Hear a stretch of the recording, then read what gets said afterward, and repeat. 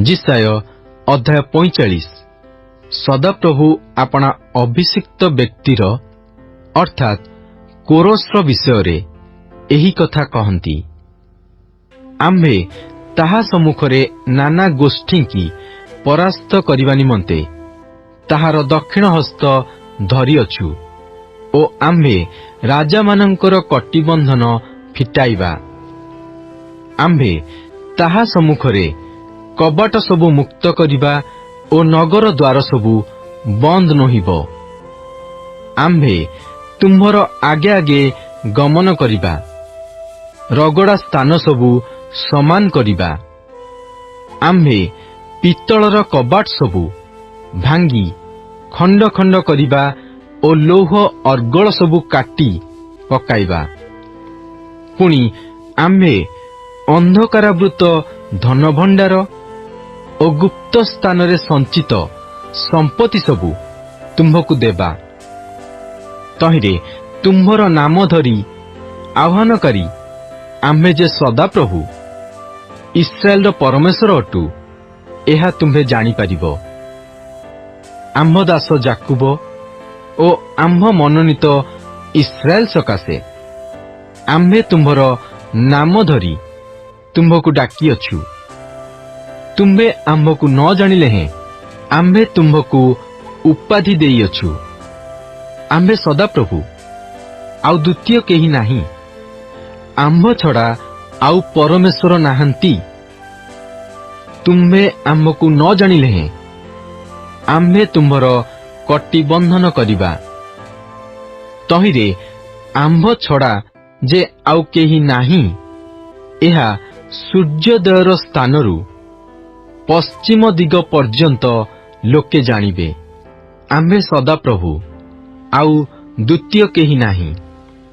आम्भे दीप्ति निर्माण करू ओ आम्भे अंधकार सृष्टि करू। आम्भे शांति रचना करू, अनिष्ट सृष्टि करू। आम्भे सदाप्रभु एहा सबु साधन करू।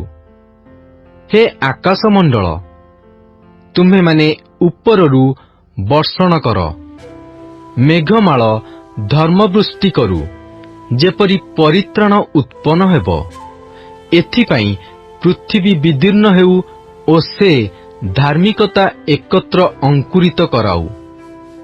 आम्भे सदाप्रभु एहा सृष्टि करिअछु। जे आपणा सृष्टिकर्तांक संगे विरोध करे से संतापर पात्र। पृथ्वीर खपरा मध्यरे खंडे खपरा मात्र। मृत्तिका कौन तार गढ़िबा लोककु कहिब तुम्हे कौन निर्माण करुअछ, अबा तुम्हर कर्म कौन कहिब ताहार हस्त नाही। जे पिता को कहे तुम्हे कौन जन्माउअछ, अबा स्त्री लोककु कहे तुम्हे कौन प्रसव करुअछ, से संतापर पात्र। सदाप्रभु इस्राएल धर्मस्वरूप ओ ताहार निर्माणकर्ता एही कथा कहती। आगामी घटनार विषय आम्भकु पचार। तुम्हे माने आम्भ संतानगणर विषय ओ आम्भ हस्तकृत कर्म विषय आम्भकु आदेश दियो। आम्भे पृथ्वी निर्माण करिअछु ओ तही मध्यरे मनुष्यर सृष्टि करिअछु। आम्भे आम्भर हस्त ही आकाश मंडल विस्तीर्ण करिअछि ओ तहिर सकल सैन्य सामंतंकु आम्भे आज्ञा देइअछु। आम्भे धर्मरे ताहाकु उत्पन्न करिअछु ओ आम्भे ताहार सकल पथ सरल करिबा। से आम्भर नगर निर्माण करिबो ओ से आम्भर निर्वासित लोकमानंकु छाड़ी देबो। मूल्य निमंते कि अबा पुरस्कार निमंते नुहे एहा सैन्याधिपति सदाप्रभु कहती। सदाप्रभु एही कथा कहती। मिसरर परिश्रमर ओ कुशर वाणिज्यर फल ओ दीर्घकाय सबाय माने तुम्ह निकटकु आसीबे ओ तुम्हर हेबे। से माने तुम्हर पश्चातगामी हेबे। श्रृंखल बद्ध होई से माने आसीबे पुणी सेमाने तुम्हकु प्रणाम करिबे ओ निवेदन करी कहिबे, निश्चय परमेश्वर तुम्ह मध्यरे अछंती, ताहांको बिनु आउ केही नाही, आउ केही परमेश्वर नाहांती। हे त्राणकर्ता इस्राएल परमेश्वर, तुम्हें निश्चय आत्मगोपनकारी परमेश्वर अट। से माने लज्जित हेबे, हाँ से समस्ते घाबरा हेबे। प्रतिमा निर्माणकारी समस्ते एका संगे अपमानग्रस्त हेबे। मात्र इस्राएल सदाप्रभुଙ୍କ द्वारा अनंत काल स्थायी परित्राण प्राप्त हेब। तुम्हें माने जुग जुगांत जाए लज्जित किए बा घाबरा हेब नाही, कारण आकाशमंडलर सृष्टिकर्ता सदाप्रभु ए रूप कहंती, से परमेश्वर अटंती। से पृथ्वी की निर्माण करी प्रस्तुत कले, से ताहा स्थापन कले, से ताहा शून्य करी सृष्टि न करी बसती स्थान हेबा पई निर्माण कले। आम्भे सदाप्रभु आउ द्वितीय केही नाही। आम्भे गोपन रे अंधकारमय देशर कौनसी स्थान रे कही नाहु। तुम्हे माने वृथारे आम्भर अन्वेषण कर। एहा आम्भे जाकुब वंश को कही नाहु। आम्भे सदाप्रभु धर्मवादी। आम्भे सरल कथा प्रकाश करू। हे नाना गोष्ठी मध्यरु रक्षा प्राप्त लोक माने, तुम्हे माने एकत्र होई आस, एक संगे निकट को आस। जो माने आपना मानंको खोदित प्रतिमार काष्ठ बही बुलंती ओ परित्राण करिबाकू असमर्थ देवता निकटरे प्रार्थना करंती, सेमानंकर किछि ज्ञान नाही। तुम्हे माने प्रकाश कर ओ ताहा उपस्थित कर। हाँ सेमाने परस्पर मंत्रणा करंतु। पूर्व कालरू किए एहा जणाई अछि, पुरातन कालरू किए एहा प्रकाश करिअछि।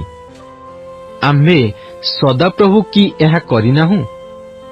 आम्भ छड़ा अन्य परमेश्वर नाही। आम्भे धर्मशील परमेश्वर ओ त्राणकर्ता, आम्भ छड़ा आउ केही नाही। हे पृथ्वीर प्रांतस्थ समस्ते, तुम्हे माने आम्भ प्रति अनाई परित्राण प्राप्त हुओ, कारण आम्भे परमेश्वर, आम्भ छड़ा द्वितीय नाही। आम्भे अपना नाम नहीं शपथ करिअछु ओ धर्ममय वाक्य आम्भ मुखरू निर्गत होइअछि, ताहा अन्यथा नहिब।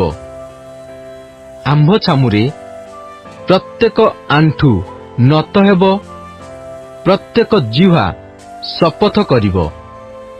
लोके आम्भ उद्देश्य कहिबे, केवल सदाप्रभुଙ୍କ ठारे धार्मिकता ओ शक्ति अछि। ताहांको निकटकू लोकमाने आसिबे, पुणी जेउमाने ताहांको प्रति विरक्त होइतिले से समस्ते लज्जित हेबे। इस्राएल समुदाय वंश सदाप्रभुरे धार्मिकीकृत हेबे ओ दर्प करिबे। जिसाय अध्याय 46। बेल देवता अवनत हुई, नबोहेट हुई। सेमानंको प्रतिमागण जंतु ओ पशुमानंको उपरे थुआ जाई अछंती। जेउ द्रव्यमान तुम्हे माने बही करी बुलिल, ताहा बोझ होइअछि, क्लांत पशु प्रति भार होइअछि। सेमाने हेट हुअंती, सेमाने एकत्र नत हुअंती। सेमाने भार रक्षा करि पारले नाही, मात्र आपे बंदी होई जाई अछंती। हे जाकुब वंश, हे इस्राएल वंशर अवशिष्टांश समस्ते, आम्भर कथा शुण। तुम्हे माने उदर स्थायी हेबाठारू आम्भ द्वारा बहा जाइअछ। तुम्हे माने गर्भरू बहा जाइअछ, पुणी आम्भे तुम्हमानंकर ବୃଦ୍ଧାବସ୍ଥା ପର୍ଯ୍ୟନ୍ତ ସେହି ଅଟୁ ଓ ପକ୍ୱକେଶ ପର୍ଯ୍ୟନ୍ତ ହିଁ ଆମ୍ଭେ ତୁମ୍ଭମାନଙ୍କୁ ବହିବା। ଆମ୍ଭେ ନିର୍ମାଣ କରିଅଛୁ ଓ ଆମ୍ଭେ ବହିବା। ହଁ, ଆମ୍ଭେ ବହିବା ଓ ଉଦ୍ଧାର କରିବା। ତୁମ୍ଭେମାନେ ଆମ୍ଭକୁ କାହାର ସଦୃଶ ଓ ସମାନ କରିବ ଓ କାହାର ସଙ୍ଗେ ଆମ୍ଭର ଉପମା ଦେଲେ ଆମ୍ଭେମାନେ ସମାନ ହେବା? ସେମାନେ ତୋଡ଼ାରୁ ସୁନା ଢାଳନ୍ତି ଓ ନିକ୍ତିରେ ରୂପା ତୌଲନ୍ତି। ସେମାନେ ସୁନାରିକି ମୂଲ ଲଗାନ୍ତି ଓ ସେ ଗୋଟିଏ ଦେବତା ନିର୍ମାଣ କରେ। ସେମାନେ ଦଣ୍ଡବତ୍ କରି ପୂଜା କରନ୍ତି। ସେମାନେ ତାହାକୁ ସ୍କନ୍ଧରେ ବହି ନିଅନ୍ତି ଓ ତାହାକୁ ବହି ତାହାର ସ୍ଥାନରେ ତାହାକୁ ରଖନ୍ତି। ତହିଁରେ ସେ ଛିଡ଼ା ହୁଏ, ସେ ଆପଣା ସ୍ଥାନରୁ ଘୁଞ୍ଚିବ ନାହିଁ। ଆହୁରି କେହି ତାହାକୁ ଡାକିଲେ ହେଁ ସେ ଉତ୍ତର ଦେଇପାରିବ ନାହିଁ, କିଏ ବା ସଙ୍କଟରୁ ଉଦ୍ଧାର କରିପାରିବ ନାହିଁ। ତୁମ୍ଭେମାନେ ଏହା ସ୍ମରଣ କର ଓ ପୁରୁଷତ୍ୱ ପ୍ରକାଶ କର। ହେ ଅଧର୍ମାଚାରୀମାନେ, ମନରେ କର, ପୁରାତନ ବିଷୟ ସବୁ ସ୍ମରଣ କର। କାରଣ ଆମ୍ଭେ ହିଁ ପରମେଶ୍ୱର, ଦ୍ୱିତୀୟ ନାହିଁ। ଆମ୍ଭେ ପରମେଶ୍ୱର, ଆମ୍ଭ ତୁଲ୍ୟ କେହି ନାହିଁ। ଆମ୍ଭେ ଶେଷ ବିଷୟ ଆଦିଠାରୁ ପ୍ରକାଶ କରୁ, ପୁଣି ଯାହା ସାଧିତ ହୋଇନାହିଁ ତାହା ପ୍ରାଚୀନ କାଳରୁ ଜଣାଉ। ଆଉ କହୁ, ଆମ୍ଭର ମନ୍ତ୍ରଣା ସ୍ଥିର ହେବ ଓ ଆମ୍ଭେ ଆପଣାର ସକଳ ମନୋରଥ ସିଦ୍ଧ କରିବା। ଆମ୍ଭେ ପୂର୍ବ ଦିଗରୁ ଉତ୍କର୍ଷ ପକ୍ଷୀକି ଦୂର ଦେଶରୁ ଆମ୍ଭ ମନ୍ତ୍ରଣାର ମନୁଷ୍ୟକୁ ଆହ୍ୱାନ କରୁ। ଆମ୍ଭେ କହିଅଛୁ, ଆଉ ଆମ୍ଭେ ତାହା ସିଦ୍ଧ କରିବା। ଆମ୍ଭେ କଳ୍ପନା କରିଅଛୁ, ଆଉ ଆମ୍ଭେ ତାହା ସଫଳ କରିବା। ହେ ଧର୍ମରୁ ଦୂରବର୍ତ୍ତୀ କଠିନାନ୍ତକରଣ ଲୋକେ, ଆମ୍ଭର କଥା ଶୁଣ। ଆମ୍ଭେ ଆପଣା ଧର୍ମ ନିକଟକୁ ଆଣୁଅଛୁ, ତାହା ଦୂରବର୍ତ୍ତୀ ନୋହିବ ଓ ଆମ୍ଭ ପରିତ୍ରାଣର ବିଳମ୍ବ ନୋହିବ। ଆମ୍ଭର ଗୌରବ ସ୍ୱରୂପ ଇସ୍ରାଏଲର ନିମନ୍ତେ ଆମ୍ଭେ ସିଓନରେ ପରିତ୍ରାଣ ସ୍ଥାପନ କରିବା। ଯିଶାୟ ଅଧ୍ୟାୟ 47। ଆଗ ବାବିଲର ଅନୁଢା କନ୍ୟା, ତୁମ୍ଭେ ଓହ୍ଲାଇ ଧୂଳିରେ ବସ। ଆଗ କଲ୍ଦିଅର କନ୍ୟା, ସିଂହାସନ ବିନା ଭୂମିରେ ବସ। କାରଣ ତୁମ୍ଭେ ଆଉ କୋମଳା ଓ ସୁକୁମାରୀ ବୋଲି ଖ୍ୟାତା ନୋହିବ। ଚକି ନେଇ ଶସ୍ୟ ପେଶ, ତୁମ୍ଭର ଓଢ଼ଣୀ କାଢ଼, ଜାମା କାଢ଼ି ପକାଅ, ପାଦ ଅନାବୃତ କର, ନଦ ନଦୀରେ ଚାଲିକରି ଯାଅ। ତୁମ୍ଭର ଉଲ୍ଲଙ୍ଗତା ପ୍ରକାଶିତ ହେବ। ହଁ, ତୁମ୍ଭର ଲଜ୍ଜାର ବିଷୟ ଦୃଶ୍ୟ ହେବ। ଆମ୍ଭେ ପରିଶୋଧ ନେବା, ପୁଣି କାହାରି ଅନୁରୋଧ ମାନିବା ନାହିଁ। ଆମ୍ଭମାନଙ୍କର ମୁକ୍ତିଦାତା, ଇସ୍ରାଏଲର ଧର୍ମସ୍ୱରୂପ, ସୈନ୍ୟାଧିପତି ସଦାପ୍ରଭୁ ତାହାଙ୍କର ନାମ। ଆଗ କଲ୍ଦିୟମାନଙ୍କର କନ୍ୟା, ତୁମ୍ଭେ ଅନ୍ଧାରକୁ ଯାଇ ତୁନି ହୋଇ ବସ। କାରଣ ରାଜ୍ୟସମୂହର କର୍ତ୍ତୃତ୍ୱକାରିଣୀ ବୋଲି ତୁମ୍ଭେ ଆଉ ଖ୍ୟାତା ନୋହିବ। ଆମ୍ଭେ ଆପଣା ଲୋକମାନଙ୍କ ପ୍ରତି କ୍ରୁଦ୍ଧ ହୋଇ ଆପଣା ଅଧିକାର ଅପବିତ୍ର କଲୁ ଓ ତୁମ୍ଭ ହସ୍ତରେ ସେମାନଙ୍କୁ ସମର୍ପଣ କଲୁ। ତୁମ୍ଭେ ସେମାନଙ୍କ ପ୍ରତି କିଛି ଦୟା ପ୍ରକାଶ କଲ ନାହିଁ। ତୁମ୍ଭେ ବୃଦ୍ଧ ଲୋକ ଉପରେ ତୁମ୍ଭର ଜୁଆଳି ବଡ଼ ଭାରି କରି ଥୋଇଲ। ପୁଣି ତୁମ୍ଭେ କହିଲ, ଆମ୍ଭେ ସଦାକାଳ କର୍ତ୍ତୃତ୍ୱକାରିଣୀ ହୋଇ ରହିବା। ଏହେତୁ ତୁମ୍ଭେ ଏସବୁ ବିଷୟରେ ମନୋଯୋଗ କଲ ନାହିଁ, କିଏ ବା ତହିଁର ଶେଷ ଫଳ ସ୍ମରଣ କଲ ନାହିଁ। ଏହେତୁ ଗୋ ସୁଖ ଭୋଗିନୀ, ଏବେ ଏହା ଶୁଣ। ତୁମ୍ଭେ ନିର୍ଭୟରେ ବାସ କରି ମନେ ମନେ କହୁଅଛ, ଆମ୍ଭେ ଅଛୁ, ଆମ୍ଭ ଛଡ଼ା ଆଉ କେହି ନାହିଁ। ଆମ୍ଭେ ବିଧବା ପରି ବସିବା ନାହିଁ, କି ଅବା ସନ୍ତାନ ବିରହ ଜାଣିବା ନାହିଁ। ମାତ୍ର ସନ୍ତାନ ବିରହ ଓ ବୈଧବ୍ୟ ଏ ଦୁଇ ଏକ ମୁହୂର୍ତ୍ତରେ, ଏକ ଦିନରେ ତୁମ୍ଭ ପ୍ରତି ଘଟିବ। ତୁମ୍ଭର ଅପାର ଗଣକତା ଓ ଅତି ପ୍ରଚୁର ମାୟାବିତ୍ୱ ଥିଲେ ହେଁ ସେ ଦୁଇ ସମ୍ପୂର୍ଣ୍ଣ ପରିମାଣରେ ତୁମ୍ଭ ପ୍ରତି ଘଟିବ। କାରଣ ତୁମ୍ଭେ ଆପଣା ଦୁଷ୍ଟତାରେ ନିର୍ଭର ରଖିଅଛ। ତୁମ୍ଭେ କହିଅଛ, କେହି ଆମ୍ଭକୁ ଦେଖୁନାହିଁ। ତୁମ୍ଭର ଜ୍ଞାନ ଓ ବିଦ୍ୟା ତୁମ୍ଭକୁ ବିପଥଗାମୀ କରିଅଛି। ପୁଣି ତୁମ୍ଭେ ଆପଣା ମନେ ମନେ କହିଅଛ, ଆମ୍ଭେ ଅଛୁ, ଆମ୍ଭ ଛଡ଼ା ଆଉ କେହି ନାହିଁ। ଏହେତୁ ତୁମ୍ଭ ପ୍ରତି ଦୁର୍ଦ୍ଦଶା ଘଟିବ। ତୁମ୍ଭେ ତହିଁର ଉଦୟ ଜାଣିବ ନାହିଁ। ପୁଣି ତୁମ୍ଭ ଉପରେ ବିପଦ ପଡ଼ିବ, ତୁମ୍ଭେ ତାହା ଦୂର କରିପାରିବ ନାହିଁ। ଆଉ ଯାହା ତୁମ୍ଭେ ଜାଣୁନାହଁ, ଏପରି ବିନାଶ ହଠାତ୍ ତୁମ୍ଭ ଉପରେ ଘଟିବ। ତୁମ୍ଭେ ବାଲ୍ୟରୁ ଆପଣାର ଯେଉଁ ମାୟାବିତ୍ୱ ଓ ଅପାର ଗଣକତାରେ ପରିଶ୍ରମ କରି ଆସିଅଛ, ଏବେ ତାହା ଅବଲମ୍ବନ କର। କେଜାଣି ଅବା ତୁମ୍ଭେ ଉପକାର ପାଇପାରିବ, କେଜାଣି ଅବା ତୁମ୍ଭେ ଜୟଯୁକ୍ତ ହୋଇପାରିବ। ତୁମ୍ଭେ ଆପଣାର ଅପାର ମନ୍ତ୍ରଣାରେ କ୍ଳାନ୍ତ ହୋଇଅଛ। ଏବେ ଜ୍ୟୋତିଷମାନେ, ନକ୍ଷତ୍ରଦର୍ଶୀମାନେ, ମାସିକ ଶୁଭାଶୁଭବାଦୀମାନେ ଛିଡ଼ା ହେଉନ୍ତୁ ଓ ତୁମ୍ଭ ପ୍ରତି ଯାହା ଯାହା ଘଟିବ ତହିଁରୁ ତୁମ୍ଭକୁ ରକ୍ଷା କରନ୍ତୁ। ଦେଖ, ସେମାନେ କୁଟା ପରି ହେବେ, ଅଗ୍ନି ସେମାନଙ୍କୁ ଦଗ୍ଧ କରିବ। ସେମାନେ ଅଗ୍ନିଶିଖାର ବଳରୁ ଆପଣାମାନଙ୍କୁ ଉଦ୍ଧାର କରିପାରିବେ ନାହିଁ। ତାହା ଉଷ୍ମ ହେବା ନିମନ୍ତେ ଜ୍ୱଳନ୍ତ ଅଙ୍ଗାର ଅବା ତହିଁ ସମ୍ମୁଖରେ ବସିବା ନିମନ୍ତେ ଅଗ୍ନି ସ୍ୱରୂପ ନୁହିଁବ। ଯେଉଁ ଯେଉଁ ବିଷୟରେ ତୁମ୍ଭେ ପରିଶ୍ରମ କରିଅଛ, ସେ ସବୁ ତୁମ୍ଭ ପ୍ରତି ଏ ରୂପ ହେବ। ତୁମ୍ଭର ଯୌବନରୁ ଯେଉଁମାନେ ତୁମ୍ଭ ସହିତ ବାଣିଜ୍ୟ କରିଅଛନ୍ତି, ସେମାନଙ୍କର ପ୍ରତ୍ୟେକେ ଏଣେ ତେଣେ ଭ୍ରମଣ କରି ଆପଣା ଆପଣା ସ୍ଥାନକୁ ଯିବେ। ତୁମ୍ଭକୁ ରକ୍ଷା କରିବାକୁ କେହି ରହିବେ ନାହିଁ। ଜିସାୟ ଅଧ୍ୟାୟ 48। ହେ ଇସ୍ରାଏଲ ନାମରେ ଖ୍ୟାତ ଓ ଜିହୁଦାର ଜଳାଶୟରୁ ଉତ୍ପନ୍ନ ଯାକୁବ ବଂଶ, ତୁମ୍ଭେମାନେ ଏହି କଥା ଶୁଣ।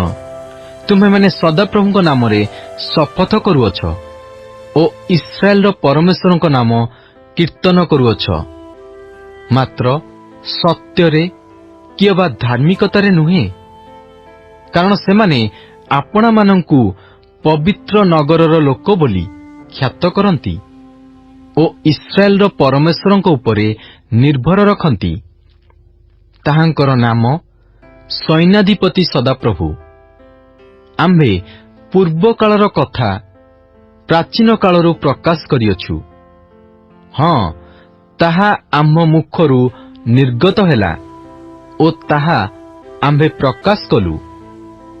ଆମ୍ଭେ ତାହା କଲୁ ଓ ଅକସ୍ମାତ୍ ସେସବୁ ଘଟିଲା। ତୁମ୍ଭେ ଅବାଧ୍ୟ, ତୁମ୍ଭର ଗ୍ରୀବା ଲୌହନଳୀ ଓ ତୁମ୍ଭର କପାଳ ପିତ୍ତଳ ସ୍ୱରୂପ ବୋଲି ଆମ୍ଭେ ଜାଣିଲୁ। ଏଥିପାଇଁ ଆମ୍ଭେ ପ୍ରାଚୀନ କାଳରୁ ତୁମ୍ଭ ପ୍ରତି ତାହା ପ୍ରକାଶ କଲୁ। ତାହା ଘଟିବା ପୂର୍ବେ ତୁମ୍ଭକୁ ଜଣାଇଲୁ। ନୋହିଲେ ଅବା ତୁମ୍ଭେ କହନ୍ତ, ଆମ୍ଭର ଦେବତା ଏହା କରିଅଛି, ଆମ୍ଭର ଖୋଦିତ ଓ ଛାଞ୍ଚରେ ଢଳା ପ୍ରତିମା ଏହା ଆଜ୍ଞା କରିଅଛି। ତୁମ୍ଭେ ଶୁଣିଅଛ, ଏହିସବୁ ଦେଖ ଓ ତୁମ୍ଭେମାନେ କି ତାହା ପ୍ରକାଶ କରିବ ନାହିଁ? ଏହି ସମୟଠାରୁ ଆମ୍ଭେ ତୁମ୍ଭକୁ ନୂତନ ବିଷୟ ଅର୍ଥାତ୍ ତୁମ୍ଭର ଅଜ୍ଞାତ ନିଗୂଢ଼ ବିଷୟ ଦେଖାଇଅଛୁ। ସେସବୁ ପୂର୍ବକାଳରୁ ନୁହେଁ, ମାତ୍ର ଏବେ ସୃଷ୍ଟ ହେଲା। ଆଜି ଦିନର ପୂର୍ବେ ତୁମ୍ଭେ ତାହା ଶୁଣିଲ ନାହିଁ। ନୋହିଲେ ଅବା ଦେଖ, ଆମ୍ଭେ ସେସବୁ ଜାଣିଲୁ ବୋଲି ତୁମ୍ଭେ କହନ୍ତ, ବାସ୍ତବିକ ତୁମ୍ଭେ ଶୁଣିଲ ନାହିଁ, ତୁମ୍ଭେ ଜାଣିଲ ନାହିଁ, ପୂର୍ବରୁ ତୁମ୍ଭର କର୍ଣ୍ଣ ମୁକ୍ତ ହୋଇନଥିଲା। କାରଣ ତୁମ୍ଭେ ଯେ ଭାରି ବିଶ୍ୱାସଘାତକତା କଲ ଓ ଗର୍ଭରୁ ଅଧର୍ମାଚାରୀ ବୋଲି ବିଖ୍ୟାତ ହୋଇଥିଲ, ଏହା ଆମ୍ଭେ ଜାଣିଲୁ। ଆମ୍ଭେ ଯେପରି ତୁମ୍ଭକୁ ଉଚ୍ଛିନ୍ନ ନ କରୁ, ଏଥିପାଇଁ ଆମ୍ଭେ ଆପଣା ନାମ ସକାଶୁ ଆପଣା କ୍ରୋଧ ସମ୍ବରଣ କରିବା ଓ ଆପଣା ପ୍ରଶଂସା ପାଇଁ ତୁମ୍ଭ ପ୍ରତି କ୍ଷାନ୍ତ ହେବା। ଦେଖ, ଆମ୍ଭେ ତୁମ୍ଭକୁ ପରିଷ୍କାର କରିଅଛୁ, ମାତ୍ର ରୂପା ପରି ନୁହେଁ। ଆମ୍ଭେ ଦୁଃଖରୂପ ଉହ୍ନାଇରେ ତୁମ୍ଭକୁ ମନୋନୀତ କରିଅଛୁ। ଆମ୍ଭେ ଆପଣା ସକାଶୁ, କେବଳ ଆପଣା ସକାଶୁ ତାହା କରିବା, କାରଣ ଆମ୍ଭର ନାମ କାହିଁକି ଅପବିତ୍ରୀକୃତ ହେବ? ପୁଣି ଆମ୍ଭେ ଆପଣା ଗୌରବ ଅନ୍ୟକୁ ଦେବା ନାହିଁ। ହେ ଯାକୁବ, ହେ ଆମ୍ଭର ଆହୁତ ଇସ୍ରାଏଲ, ଆମ୍ଭ ବାକ୍ୟରେ ମନୋଯୋଗ କର।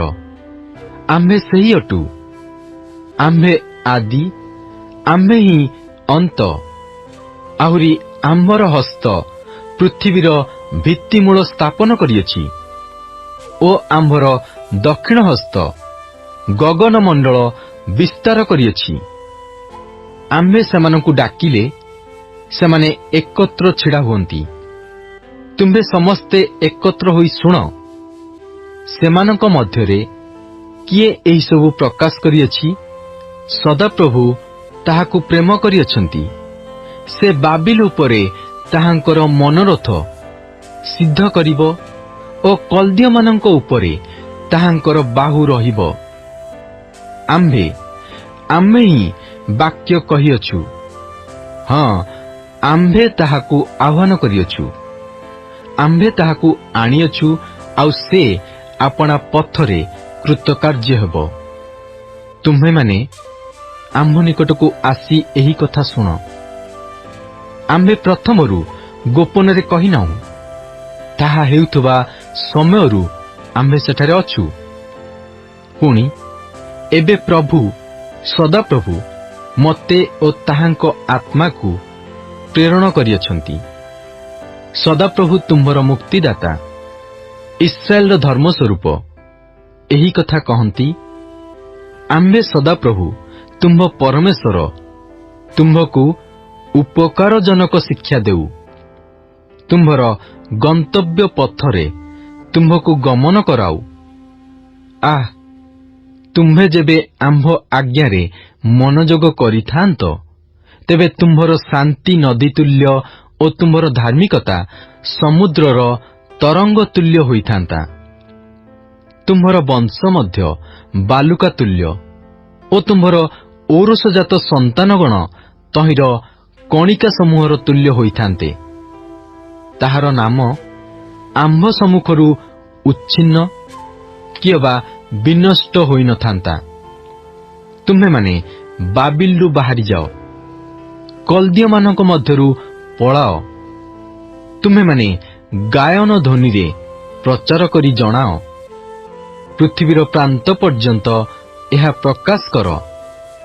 ତୁମ୍ଭେମାନେ କୁହ, ସଦାପ୍ରଭୁ ଆପଣା ଦାସ ଯାକୁବକୁ ମୁକ୍ତ କରିଅଛନ୍ତି। ପୁଣି ସେ ମରୁଭୂମି ଦେଇ ସେମାନଙ୍କୁ ଗମନ କରାଇବା ବେଳେ ସେମାନେ ତୃଷାର୍ତ୍ତ ନୋହିଲେ। ସେ ସେମାନଙ୍କ ନିମନ୍ତେ ଶୈଳରୁ ଜଳସ୍ରୋତ ବୁହାଇଲେ। ଆହୁରି ସେ ଶୈଳକୁ ବିଦୀର୍ଣ୍ଣ କଲେ, ପୁଣି ତହିଁରୁ ଜଳ ନିର୍ଗତ ହେଲା। ସଦାପ୍ରଭୁ କହନ୍ତି, ଦୁଷ୍ଟ ଲୋକମାନଙ୍କର କିଛି ଶାନ୍ତି ନାହିଁ। ଯିଶାୟ ଅଧ୍ୟାୟ 49। ହେ ଦ୍ୱୀପ ସମୂହ, ମୋ କଥା ଶୁଣ। ହେ ଦୂରସ୍ଥ ଗୋଷ୍ଠୀ ସମୂହ, ମନୋଯୋଗ କର। ମୁଁ ଗର୍ଭସ୍ଥ ହେବା ସମୟଠାରୁ ସଦାପ୍ରଭୁ ମୋତେ ଆହ୍ୱାନ କରିଅଛନ୍ତି। ମୁଁ ମାତାଙ୍କ ଉଦରରୁ ଭୂମିଷ୍ଠ ହେବା ସମୟଠାରୁ ସେ ମୋହର ନାମ ଉଲ୍ଲେଖ କରିଅଛନ୍ତି। ପୁଣି ସେ ମୋର ମୁଖ ତୀକ୍ଷ୍ଣ ଖଡ୍ଗ ସ୍ୱରୂପ କରିଅଛନ୍ତି। ଆପଣା ହସ୍ତର ଛାୟାରେ ସେ ମୋତେ ଲୁଚାଇଅଛନ୍ତି ଓ ସେ ମୋତେ ଶାଣିତ ତୀର ସ୍ୱରୂପ କରି ଆପଣା ତୁଣରେ ଘୋଡ଼ାଇ ରଖିଅଛନ୍ତି। ପୁଣି ସେ ମୋତେ କହିଲେ, ତୁମ୍ଭେ ଆମ୍ଭର ଦାସ, ତୁମ୍ଭେ ଇସ୍ରାଏଲ, ତୁମ୍ଭ ଦ୍ୱାରା ଆମ୍ଭେ ମହିମାନ୍ୱିତ ହେବା। ମାତ୍ର ମୁଁ କହିଲି, ମୁଁ ବ୍ୟର୍ଥରେ ପରିଶ୍ରମ କରିଅଛି, ମୁଁ ନିରର୍ଥକ ଓ ଅସାରତାରେ ମୋହର ଶକ୍ତି ବ୍ୟୟ କରିଅଛି। ତଥାପି ନିଶ୍ଚୟ ମୋହର ବିଚାର ସଦାପ୍ରଭୁଙ୍କ ନିକଟରେ ଓ ମୋହର କର୍ମର ଫଳ ମୋହର ପରମେଶ୍ୱରଙ୍କଠାରେ ଅଛି। ପୁଣି ମୋତେ ତାହାଙ୍କର ସେବକ ହେବା ପାଇଁ ଓ ଯାକୁବକୁ ତାହାଙ୍କ ନିକଟକୁ ଆଣିବା ପାଇଁ ଓ ଇସ୍ରାଏଲ ତାହାଙ୍କ ନିକଟରେ ସଂଗୃହୀତ ହେବା ପାଇଁ ଯେ ମୋତେ ଗର୍ଭରୁ ନିର୍ମାଣ କଲେ, ସେହି ସଦାପ୍ରଭୁ ଏବେ କହନ୍ତି, କାରଣ ମୁଁ ସଦାପ୍ରଭୁଙ୍କ ଦୃଷ୍ଟିରେ ଆଦରଣୀୟ ଅଟେ ଓ ମୋହର ପରମେଶ୍ୱର ମୋହର ବଳ ସ୍ୱରୂପ ହୋଇଅଛନ୍ତି। ଏଣୁ ସେ କହନ୍ତି, ତୁମ୍ଭେ ଯେ ଯାକୁବର ଗୋଷ୍ଠୀବର୍ଗକୁ ଉତ୍ଥାପନ କରିବା ପାଇଁ ଓ ଇସ୍ରାଏଲର ରକ୍ଷିତ ଲୋକମାନଙ୍କୁ ପୁନର୍ବାର ଆଣିବା ପାଇଁ ଆମ୍ଭର ସେବକ ହେବ, ଏହା ଅତି କ୍ଷୁଦ୍ର ବିଷୟ। ତୁମ୍ଭେ ପୃଥିବୀର ସୀମା ପର୍ଯ୍ୟନ୍ତ ଯେପରି ଆମ୍ଭର କୃତ ପରିତ୍ରାଣ ସ୍ୱରୂପ ହେବ, ଏଥିପାଇଁ ଆମ୍ଭେ ତୁମ୍ଭକୁ ଅନ୍ୟ ଦେଶୀୟମାନଙ୍କର ଦୀପ୍ତି ସ୍ୱରୂପ ମଧ୍ୟ କରିବା, ଯାହାକୁ ମନୁଷ୍ୟ ଅବଜ୍ଞା କରେ, ଯାହାକୁ ଦେଶୀୟ ଲୋକମାନେ ଘୃଣା କରନ୍ତି, ଯେ ଶାସନକର୍ତ୍ତାମାନଙ୍କର ଦାସ, ତାହାକୁ ଇସ୍ରାଏଲର ମୁକ୍ତିଦାତା ଓ ତାହାର ଧର୍ମସ୍ୱରୂପ ସଦାପ୍ରଭୁ ଏହି କଥା କହନ୍ତି। ବିଶ୍ୱସନୀୟ ଓ ଇସ୍ରାଏଲର ଧର୍ମସ୍ୱରୂପ ଯେଉଁ ସଦାପ୍ରଭୁ ତୁମ୍ଭକୁ ମନୋନୀତ କରିଅଛନ୍ତି, ତାହାଙ୍କ ସକାଶୁ ରାଜାମାନେ ତୁମ୍ଭକୁ ଦେଖିଲେ ଉଠିବେ, ଅଧିପତିମାନେ ତୁମ୍ଭକୁ ପ୍ରଣାମ କରିବେ। ସଦାପ୍ରଭୁ ଏହି କଥା କହନ୍ତି, ଆମ୍ଭେ ଗ୍ରାହ୍ୟ ସମୟରେ ତୁମ୍ଭକୁ ଉତ୍ତର ଦେଇଅଛୁ ଓ ପରିତ୍ରାଣ ଦିନରେ ଆମ୍ଭେ ତୁମ୍ଭର ସାହାଯ୍ୟ କରିଅଛୁ। ପୁଣି ଆମ୍ଭେ ତୁମ୍ଭକୁ ରକ୍ଷା କରିବା ଓ ଦେଶର ଉନ୍ନତି ସାଧନ ନିମନ୍ତେ ଲୋକମାନଙ୍କୁ ସେମାନଙ୍କର ଧ୍ୱଂସିତ ଉତ୍ତରାଧିକାର ଭୋଗ କରାଇବା ନିମନ୍ତେ ଆମ୍ଭେ ତୁମ୍ଭକୁ ଲୋକମାନଙ୍କର ନିୟମ ସ୍ୱରୂପ ନିଯୁକ୍ତ କରିବା। ତୁମ୍ଭେ ବନ୍ଦୀଗଣକୁ ବାହାରି ଯାଅ ବୋଲି ଅନ୍ଧକାର ସ୍ଥିତ ଲୋକମାନଙ୍କୁ ଆପଣାମାନଙ୍କୁ ଦେଖାଅ ବୋଲି କହିବ। ସେମାନେ ପଥରେ ଚରିବେ ଓ ବୃକ୍ଷଶୂନ୍ୟ ଉଚ୍ଚ ସ୍ଥଳୀ ସକଳ ସେମାନଙ୍କର ଚରାସ୍ଥାନ ହେବ। ସେମାନେ କ୍ଷୁଧାର୍ତ କି ତୃଷାର୍ତ ନହିବେ, କିଏବା ଗ୍ରୀଷ୍ମ ଅଥବା ସୂର୍ଯ୍ୟତାପ ସେମାନଙ୍କୁ କାଟିବ ନାହିଁ। କାରଣ ଯେ ସେମାନଙ୍କୁ ଦୟା କରନ୍ତି, ସେ ସେମାନଙ୍କୁ ଚଳାଇବେ, ଜଳ ନିର୍ଝର ନିକଟ ଦେଇ ସେ ସେମାନଙ୍କୁ କଢ଼ାଇ ନେବେ। ପୁଣି ଆମ୍ଭେ ଆପଣାର ପର୍ବତ ସବୁକୁ ଏକ ପଥ କରିବା ଓ ଆମ୍ଭର ରାଜପଥ ସକଳ ଉଚ୍ଚ କରାଯିବ। ଦେଖ, ଏମାନେ ଦୂରରୁ ଆସିବେ, ଆଉ ଦେଖ, ଏମାନେ ଉତ୍ତର ଓ ପଶ୍ଚିମ ଦିଗରୁ ଆସିବେ। ପୁଣି ଏମାନେ ସିନିମ୍ ଦେଶରୁ ଆସିବେ। ହେ ଆକାଶମଣ୍ଡଳ, ଗାନ କର, ହେ ପୃଥିବୀ ଉଲ୍ଲସିତ ହୁଅ, ହେ ପର୍ବତମାଳ ଉଚ୍ଚୈଶ୍ୱରେ ଗାନ କର। କାରଣ ସଦାପ୍ରଭୁ ଆପଣା ଲୋକମାନଙ୍କୁ ସାନ୍ତ୍ୱନା କରିଅଛନ୍ତି ଓ ଆପଣାର କ୍ଳିଷ୍ଟ ଲୋକମାନଙ୍କୁ କରୁଣା କରିବେ। ମାତ୍ର ସିଓନ କହିଲା, ସଦାପ୍ରଭୁ ମୋତେ ତ୍ୟାଗ କରିଅଛନ୍ତି, ପ୍ରଭୁ ମୋତେ ପାଶୋରିଅଛନ୍ତି। ସ୍ତ୍ରୀ ଲୋକ ଆପଣା ଗର୍ଭଜାତ ପୁତ୍ରକୁ ସ୍ନେହ ନ କରି କି ଆପଣା ସ୍ତନ୍ୟପାୟୀ ଶିଶୁକୁ ପାଶୋରି ପାରିବ?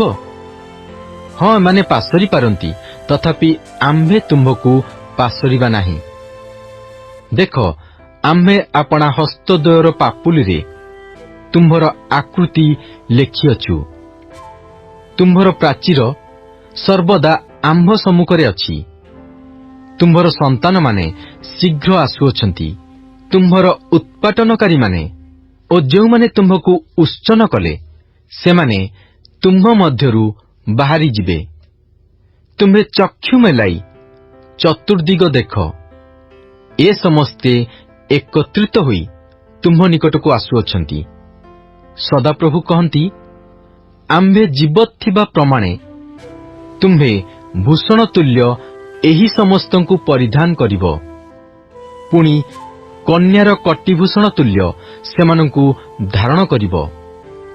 କାରଣ ନିଶ୍ଚୟ ଏବେ ତୁମ୍ଭେ ତୁମ୍ଭ ଉଚ୍ଚନ ଓ ଶୂନ୍ୟ ସ୍ଥାନ ସକଳ ଓ ତୁମ୍ଭର ନଷ୍ଟ ଦେଶ ନିବାସୀଗଣ ନିମନ୍ତେ ସଂକୀର୍ଣ୍ଣ ହେବ ଓ ତୁମ୍ଭର ଗ୍ରାସକାରୀମାନେ ଦୂରରେ ରହିବେ।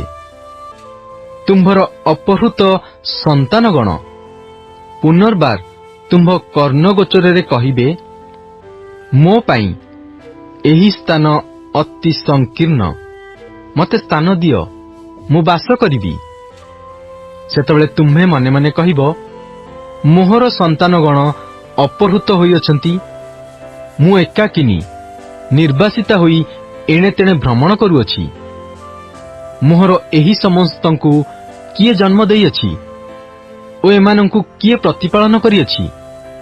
ଦେଖ, ମୁଁ ଏକାକିନୀ ଅବଶିଷ୍ଟା ଥିଲି, ଏମାନେ କେଉଁଠାରେ ଥିଲେ? ପ୍ରଭୁ ସଦାପ୍ରଭୁ ଏହି କଥା କହନ୍ତି।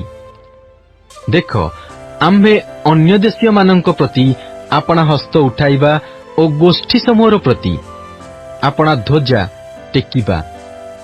ତହିଁରେ ସେମାନେ ତୁମ୍ଭ ପୁତ୍ରଗଣକୁ କୋଳରେ ଆଣିବେ ଓ ତୁମ୍ଭର କନ୍ୟାଗଣ ସେମାନଙ୍କ ସ୍କନ୍ଧରେ ବୁହାଯିବେ। ପୁଣି ରାଜଗଣ ତୁମ୍ଭର ପାଳନକାରୀ ପିତା ଓ ସେମାନଙ୍କର ରାଣୀମାନେ ତୁମ୍ଭର ପାଳନକାରିଣୀ ମାତା ହେବେ। ସେମାନେ ଭୂମିକି ମୁଖ କରି ତୁମ୍ଭକୁ ପ୍ରଣାମ କରିବେ ଓ ତୁମ୍ଭ ପାଦର ଧୂଳି ଚାଟିବେ। ତହିଁରେ ଆମ୍ଭେ ଯେ ସଦାପ୍ରଭୁ ଓ ଆମର ଅପେକ୍ଷାକାରୀମାନେ ଯେ ଲଜ୍ଜିତ ନୋହିବେ, ଏହା ତୁମ୍ଭେ ଜାଣିବ। ବୀରଠାରୁ କି ଲୁଟିତ ଦ୍ରବ୍ୟ ହରଣ କରାଯିବ, ଅବା ନ୍ୟାୟରେ ବନ୍ଦୀକୃତ ଲୋକମାନେ କି ମୁକ୍ତ କରାଯିବେ? ମାତ୍ର ସଦାପ୍ରଭୁ ଏହି କଥା କହନ୍ତି, ବୀରର ବନ୍ଦୀକୃତ ଲୋକମାନେ ହିଁ ଅପହୃତ ହେବେ ଓ ଭୟଙ୍କର ଲୋକର ଲୁଟିତ ଦ୍ରବ୍ୟ ମୁକୁଳା ଯିବ। କାରଣ ତୁମ୍ଭ ବିରୋଧକାରୀର ସଙ୍ଗେ ଆମ୍ଭେ ବିରୋଧ କରିବା ଓ ତୁମ୍ଭ ସନ୍ତାନଗଣକୁ ଆମ୍ଭେ ରକ୍ଷା କରିବା। ପୁଣି ଆମ୍ଭେ ତୁମ୍ଭର ଉପଦ୍ରବକାରୀମାନଙ୍କୁ ସେମାନଙ୍କର ନିଜ ମାଂସ ଭୋଜନ କରାଇବା ଓ ମିଷ୍ଟ ଦ୍ରାକ୍ଷାରସରେ ମତ ହେବା ତୁଲ୍ୟ ସେମାନେ ନିଜ ରକ୍ତରେ ମତ ହେବେ। ତହିଁରେ ଆମ୍ଭେ ଯେ ସଦାପ୍ରଭୁ ତୁମ୍ଭର ତ୍ରାଣକର୍ତ୍ତା ଓ ତୁମ୍ଭର ମୁକ୍ତିଦାତା, ଯାକୁବର ବଳଦାତା, ଏହା ସର୍ବପ୍ରାଣୀ ଜାଣିବେ।